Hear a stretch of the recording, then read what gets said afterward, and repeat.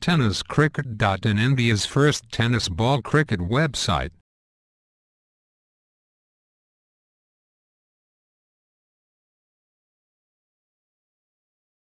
गणेश आमचे एक पॅकर्स त्याचबरोबर त्या ठिकाणी बंटी तलावडे हे या ठिकाणी उपस्थित आहेत. पण इथे मात्र इकडून मारलेला हा सुंदर असा लांबट सीमारेषे पलीकडचा षटकार. फलंदाजी 56 धावा धाव फलकावरती लागल्यात.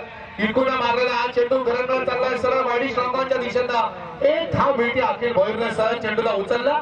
जोपर्यंत अखिल चेंडूला उचलणार तोपर्यंत स्वागत करणार आहोत. नवीन फलंदाज खेळपट्टीवरती गेला. इकडून मारलेला हा चेंडू सरळ जातोय लंगान आणि लंगाच्या मधून. दोघांचं भांडण होतं आणि तिसऱ्याला फायदा मिळतोय. आपण और ये देखिए ब्लॉकर में गेंद थी लेकिन इस गेंद को स्टीयर किया पॉइंट क्षेत्र पर 1 रन वहां पर मिलता हुआ टोटल आता हुआ 2 रन. और हम लोग तो कमेंट्री कर रहे हैं अभी.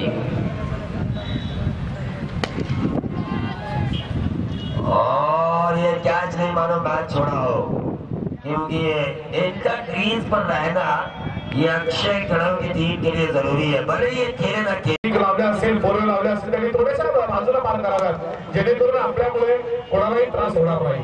आपल्या वाहनांमुळे कोणालाही त्रास होणार नाही आणि कोणी या ठिकाणी म्हणून अडचणीला खोबोल ही एंड कडनं दांगुरे हाताचा गोलंदाज आहे. गलीमध्ये चेंडू जातोय. क्षेत्ररक्षक येतोय. 2-2 क्षेत्ररक्षक येतोय. चेंडू अडवतायत.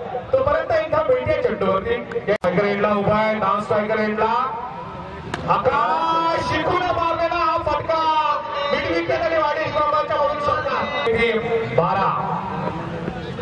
12 धावा हा चेंडू सरळ तटावला. पॉइंट आणि कव्हर पॉइंटच्या मधून 2-2 क्षेत्ररक्षक येतात.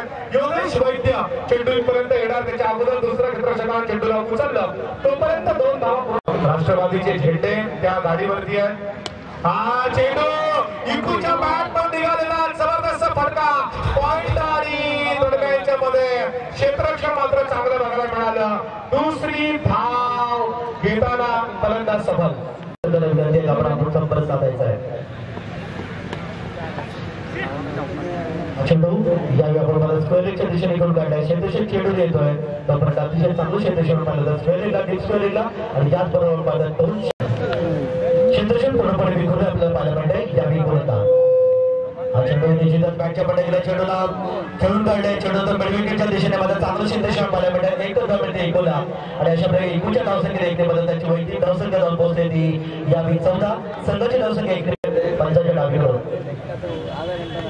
चेंडू होऊन गेला. चेंडूला हे फाईल सीमारेषेच्या पलीकडे पाहूया. निश्चितच लॉंग लेग फाईल एक मधून चेंडूला स्मार पाठवलाय आणि 55 षटकार सारासाठी तरी सगळ्या प्रेक्षकांना विनंती कोणी मैदान येऊ नका.